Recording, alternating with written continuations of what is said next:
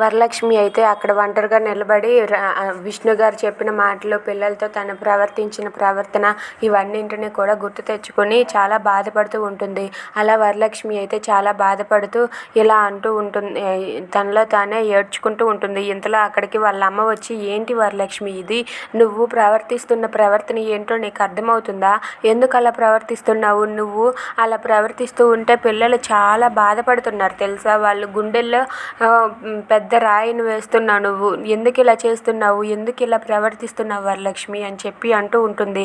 దాంతో వరలక్ష్మి అయితే చాలా బాధపడుతూ అమ్మ అంటూ ఏడుస్తూ వాళ్ళ అమ్మనైతే హగ్ చేసుకొని చాలా బాధపడుతూ ఉంటుంది. అది చూసి, నాకు తెలుసు వరలక్ష్మి, నువ్వు ఏదో పెద్ద బరువునే నీ గుండెల్లో మోస్తున్నావు, అదేంటో నాకు చెప్పమ్మా, ముందు లేవు, ఏడవకు, అలా ఏడవకూడదమ్మా, నువ్వే ఏడుస్తే నీ పిల్లలు ఏమైపోతారు, నువ్వు అలా ఏడవకు అని చెప్పి వాళ్ళ అమ్మ అయితే వరలక్ష్మిని ఓదార్చుతూ ఉంటుంది.